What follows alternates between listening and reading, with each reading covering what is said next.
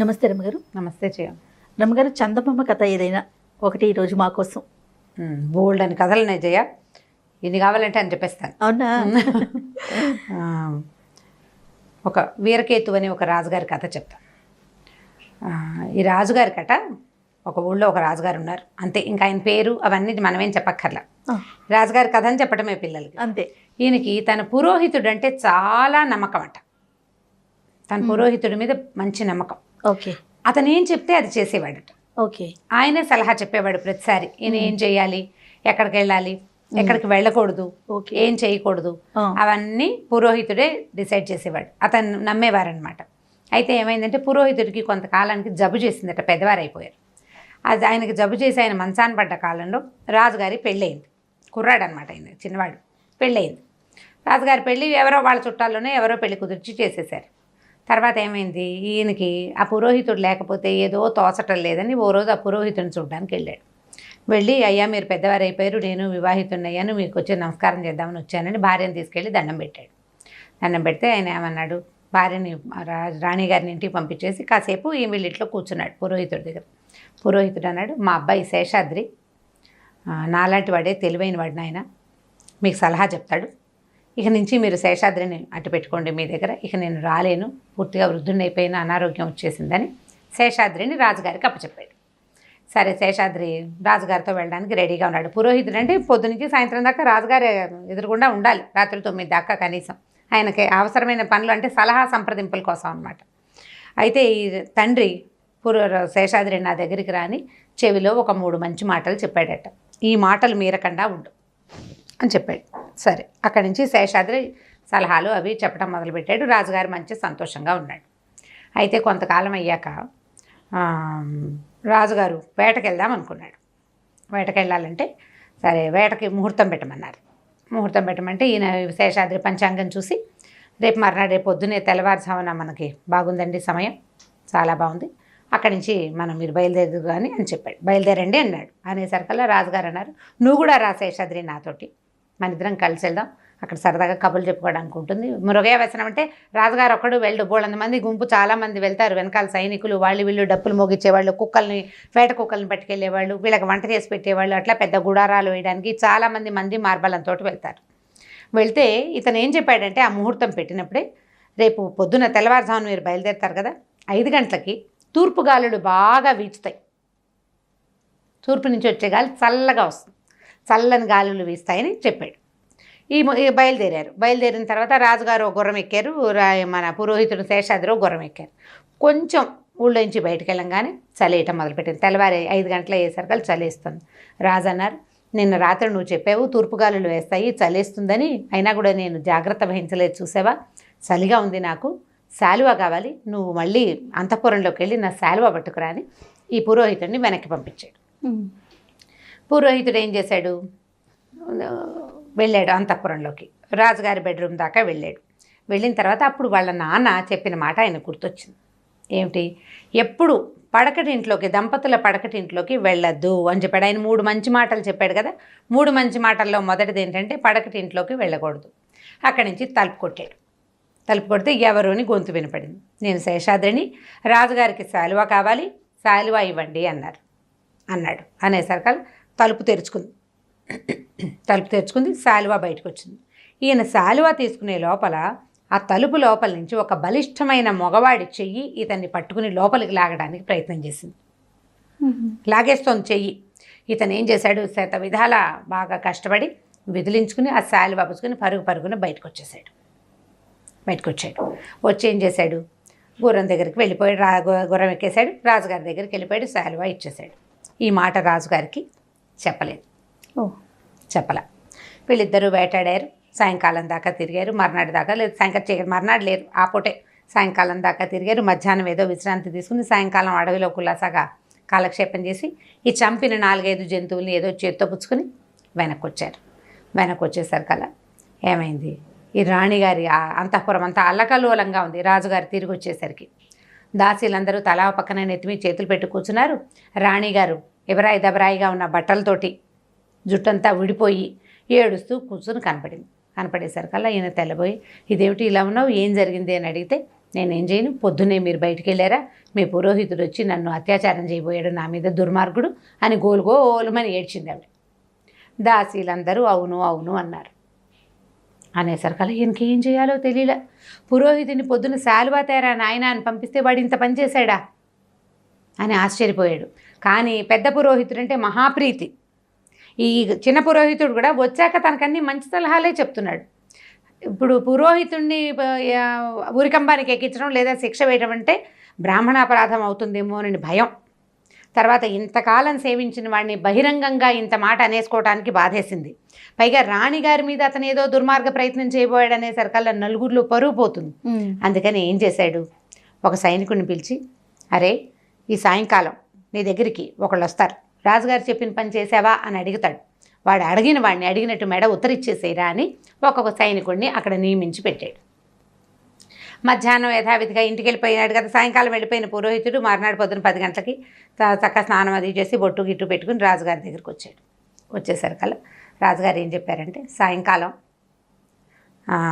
నువ్వు ఫలానా మండపం దగ్గరికి రా, అక్కడ ఒక కుర్రాడికి నేను ఒక పని చెప్పాను, ఒక సైనికుడికి, నేను రాజుగారు చెప్పిన పని చేసావా అని అడుగు అని చెప్పాడు. సరేనన్నాడు. ఈ అబ్బాయి ఈయన మధ్యాహ్నం భోజనాల వేళకి ఇంటికి వెళ్ళిపోయాడు. సాయంకాలం అయిన తర్వాత వెళ్ళాలి ఈ మండపం దగ్గరికి. ఈ 5 గంటలకి ఈయన ఇంట్లో నుంచి బయటకు వస్తుంటే వాళ్ళ ఇంటి పక్కన ఉన్నటువంటి ఒక శెట్టి గారు ఒక ఆయన ఎదురుపడ్డాడు. శేషాద్రి గారు ఎక్కడికైనా వెళ్తున్నారా, మా ఇంట్లో సత్యనారాయణ వ్రతం పెట్టుకున్నాము, నిన్నటి నుంచి మీకోసం ప్రయత్నం చేస్తున్నాను, కాస్త వచ్చి వ్రతం పూర్తి చేసి వెళ్ళండి అని చెప్పాడు. చెప్పేసరికల్లా ఈయన ఏమనుకున్నాడు, వాళ్ళ నాన్న చెప్పిన రెండో మాట ఆయన గుర్తొచ్చి ఈ సత్యనారాయణ వ్రతం చేయడానికి వెళ్ళిపోయాడు. సత్యనారాయణ వ్రతాన్ని చేయడానికి వెళ్ళిపోయాడు. చీకటి పడిపోయింది. 6:30 7 అవ్వగానే రాజుగారికి చాలా దుఃఖంగా ఉంది, ఉద్వేగంగా ఉంది. ఈ పాటికే ఈయన శేషాద్రి పురోహితుడు మండపం దగ్గరికి వెళ్ళుంటాడు, ఆ మాట అడుగుంటాడు. అక్కడ ఉన్న సైనికుడు వాడి తలను ఉత్తరించేస్తాడని ఈయన దిగులుగా కూర్చున్నాడు. కానీ ఇంకా ఏం రాల. ఈ లోపల ఈ కబురు రాలేదు. ఈయన కామ్గా కూర్చుని ఉన్నాడు, దిగాలుగానే ఉన్నాడు. ఈ లోపల ఆయన తాలూకు ప్రధానమంత్రి ఒక ఆయన ఇతని దగ్గరకు వచ్చాడు. ప్రసన్నజిత్తు వాడి పేరు, ఆ వచ్చినవాడు. ఆ ప్రసన్నజిత్తు ఏమన్నాడు, నిన్న మీ పురోహితుడు చాలా దుర్మార్గంగా ప్రవర్తించాడండి, ఎంత పని చేశాడు అన్నాడు. అనేసరికల్లా అవునండి, నాకు కూడా తెలిసింది, ఏం చేయను, అతన్ని శిక్షించేందుకు ఒక మనిషిని నేను నియమించాను, ఇంకా కబురు రాలేదని చూస్తున్నాను, మీరు ఒక పని చేయండి, ఫలానా మన వసంత మండపం దగ్గర ఒక సైనికుడు ఉన్నాడు, వాడిని రాజుగారి పని చేసావా లేదా అని అడిగిరండి అని చెప్పాడు. ఈ ప్రధానమంత్రి అక్కడికి వెళ్ళిపోయాడు. సరే, కాసేపట్లో సైనికుడు వచ్చాడు. సైనికుడు వెనకాల శేషాద్రి కూడా వచ్చాడు. సైనికుడు సంచిలోంచి ఆ తన నరికిన తలని తీసి చూపించాడు. అది ప్రసన్నజిత్తు తల. వెనకాల వచ్చిన శేషాద్రి మామూలుగా ప్రశాంతంగానే వచ్చి, అయ్యా మీరు ఏదో వసంత మండపం దగ్గరికి వెళ్ళరమ్మన్నారు, నేను ఇప్పుడు వెళ్ళానండి, అక్కడ సైనికుడు ఎవడూ లేడండి అన్నాడు.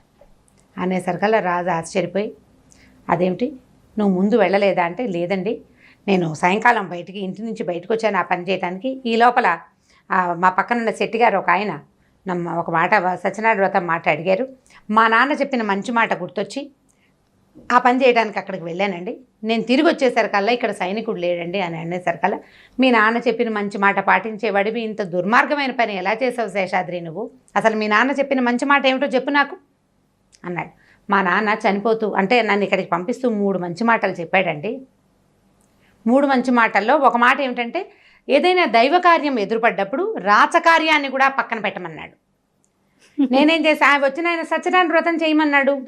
దైవకార్యం రాజుగారు చెప్పిన పని ఉంది, రాజుగారు చెప్పని కంటే కూడా దైవకార్యమే ముఖ్యంగా తీసుకోమని మా నాన్న చెప్పాడు.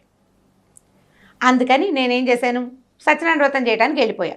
వచ్చేటప్పుడు వచ్చాను, మీ పని చేయడానికి బయలుదేరా, కానీ అక్కడ ఎవరు నాకు కనపడలేదు అని అనేసరికల్లా రాజు అన్నాడు, మీ నాన్న మంచి మాట చెప్పాడు, నువ్వు మంచి మాట చేసావు, కానీ నువ్వు ఇంత దుర్మార్గమైన పని చేసావు అనేసరికల్లా, కాదు ప్రభు, నేను అలాంటి పని చేయలేదు, నిన్న పొద్దున నేను శాలువా తీసుకోవడానికి రాజాంతపురానికి వచ్చాను, మా నాన్న నాకు చెప్పిన 3 మంచి మాటల్లో మొదటి మాట ఏమిటంటే, దంపతుల పడకటింట్లోకి వెళ్ళొద్దన్నాడు. మరి పడకటింట్లోకి వెళ్ళకుండా నా భార్య మీద అత్యాచార యత్నం చేశావా అని అడిగాడు రాజు. నేనేం చేయలేదు ప్రభు, వాకిట్లో నిలబడ్డాను, నేను తలుపే కొడితే లోపల నుంచి శాలువా ఇచ్చిన మగవాడి చెయ్యి నన్ను లోపలికి లాగడానికి ప్రయత్నం చేసింది, దాంతో భయపడి నేను పరిగెత్తుకుంటూ బయటకు వచ్చేసాను అనేసరికల్లా రాజు గోళ్ళు మడిపోయిన, దుర్మార్గుడా, నిన్న పొద్దునే నువ్వు రాజాంతపురంలో ఒక మగవాడు ఉన్నాడని నీకు తెలిస్తే నువ్వు నాకు చెప్పవా? నువ్వు చెప్పద్దా నాకు అప్పుడే చెప్పాలి నువ్వంటే. మా నాన్న 3వ మాట చెప్పాడండి, అంతఃపుర రహస్యాలు ఎప్పుడూ ఎవరికి చెప్పకూడదన్నాడు. అంతఃపురంలో ఒక మగవాడు ఉన్నాడు, ఆ మాట మీకైనా నేను చెప్పకూడదు. అక్కడ ఉన్నవాడు రాజుగారు రాణిగారి అన్న కావచ్చు, రాణిగారి తండ్రి కావచ్చు, ఇంకెవరైనా కావచ్చు. నా అంతటి నేను బయట పెట్టకూడదు, అందుకని నేను బయట పెట్టలేదు. మరి ఇప్పుడు ఏమిటి అంటే, ఒకవేళ మిమ్మల్ని సంహరించడానికే వాడెవడో తయారుగా ఉన్నాడు, వచ్చింది మీరనుకుని నా చేయి పట్టుకున్నాడు, నేను విదిలించుకుని బయటకు వచ్చేసాను చంపడానికే అని అన్నాడు. అనేసరికి అప్పుడు రాజు ఆలోచించడం మొదలుపెట్టాడు, ఎవరున్నారు ఏమిటి ఇది జరిగిందని. అడిగేసరికల్లా మళ్ళీ పురోహితుడిని అడి ప్రశ్నించాడు, నువ్వు బాగా ఆలోచించు, నేను ఆలోచిస్తున్నా నాకు తెలియటం లేదంటే.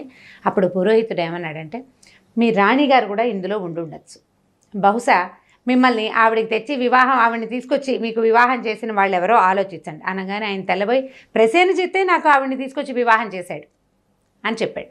అప్పుడు ప్రసేనజిత్తు రాణిగారు ఇద్దరు కుమ్మక్కయ్యారు, రాజుగారిని సంహరించి రాజ్యాన్ని కైవసం చేసుకోవాలనుకున్నారు. కానీ వీళ్ళకి శేషాద్రి అడ్డం పడ్డాడు, ఎందుకంటే ఈయనకి మంచి రోజులు మంచి టైము, ఈ పని చేయకూడదు చేయొచ్చు సలహా చెప్పడానికి మళ్ళీ పురోహితుడు తయారయ్యాడు. అందుకని ముందు పురోహితుడిని చంపేసి తర్వాత రాజుగారి సంగతి చూద్దామనుకున్నారు. అందుకని దొరికిన పురోహితుడు సులువుగా ఉన్నాడు కాబట్టి సామాన్యంగా ఉంటాడు, బలశాలిగా ఉండరు కదా పురోహితులు అనేసరికి. బలశాలిగా ఉన్నా కూడా శౌర్య పరాక్రమాలు ఉండవు. మనుషులు బరువుగా ఉండటం వేరు, శౌర్యం ఉండటం వేరు కదా. రాజు అయితే ఏదో కత్తుకుని యుద్ధం చేస్తాడు, పురోహితుడు ఏం చేస్తాడు, అరుస్తాడు, భయపడి పారిపోతాడు లేకపోతే. అందుకని పురోహితుడిని చంపుదామనుకున్నారు, అది కుదరలేదు. కుదరకపోయేసరికల్లా పురోహితుడిని ఎలాగైనా ఆ దారి నుంచి తొలగించుకోవడం కోసం ఇతను అత్యాచార యత్నం చేశాడని రాణిగారితో చెప్పించాడు. ఇప్పుడు ఎవ్వరికీ తెలియని సంగతి ప్రసేనజిత్తుకి ఎలా తెలిసింది, మీ వాడు చాలా దుర్మార్గమైన పని చేశాడని రాజుకు ఎలా చెప్పాడు? అది తెలుసుకునే చెప్పాడు, వాడికి తెలుసు, ఎందుకంటే వాడే ప్లాన్ చేశాడు ఇదంతా. దాంతో రాజుకి తేట తెల్లంగా అర్థమైపోయింది, ప్రసేనజిత్తే నా పురోహితుడు లేని సమయంలో నాకు వివాహం నిశ్చయించాడు, అతనే తీసుకొచ్చి ఈ అమ్మాయిని నాకు ఇచ్చి పెళ్లి చేశాడని చకచక అంతఃపురంలోకి వెళ్ళి రాణిని పట్టి బంధించాడు. ప్రసేనజిత్తుని చూసేసరికల్లా, తలని చూసేసరికల్లా ఆవిడ కెవ్వుమని అరిచి మూర్చిపోయింది. ఓహో, వాళ్ళిద్దరు ఫ్రెండ్స్. మరి అక్కడి నుంచి ఈ రాణిని జైల్లో పడేశారు. ఈయన మళ్ళీ పురోహితుడు చూసిన ఒక మంచి అమ్మాయిని పెళ్లి చేసుకుని పురోహితుడి సలహాలతోటి సంతోషంగా హాయిగా గడిపేశాడు. బాగుంది కథ. కథ కంచికి మనం ఇంటికి. చాలా బాగుంది రమ్మగారు, తెలివైన కథ, తెలివైన కథ, తెలివితేటలకు సంబంధించిన కథ. అదే అంటే మంచి మాటలు ఆచరించాలి. తల్లి తండ్రి చెప్పిన మంచి మాటల్ని తప్పకుండా గుర్తుపెట్టుకుని ఎప్పటికప్పుడు ఇంప్లిమెంట్ చేయాలి. అతను 3 మంచి మాటలు విన్నాడు. అంతఃపురాల్లోకి అంటే భార్యాభర్తలు ఉండే ప్రైవసీ ప్లేసుల్లోకి వెళ్ళకూడదు అతను తెలుసుకునేవి. అంటే మనం ఇవి తెలుసుకోము, వేరేవేవో తెలుసుకుంటాం అనుకో. మొదటిది అది. రెండోది ఏం చెప్పాడు, దైవకార్యం రాచకార్యం కంటే దైవకార్యం ముఖ్యమైంది అని చెప్పాడు. 3వ మాట అంతఃపుర రహస్యాలంటే ఒక కుటుంబానికి సంబంధించిన రహస్యం మనకి తెలిస్తే ఎప్పుడూ రివీల్ చేయకూడదు. ఈ 3 విషయాలతోటి ఇతను చావు నుంచి తప్పించుకున్నాడు, రాజును కూడా రక్షించగలిగాడు. చాలా బాగుంది రమ్మగారు, థ్యాంక్ యూ అండి. ఓకే జయ. ఈ వీడియో కనుక మీకు నచ్చినట్లయితే లైక్ చేయండి, షేర్ చేయండి. మరిన్ని వీడియోస్ కోసం మా ఛానల్ని సబ్స్క్రైబ్ చేసుకోండి.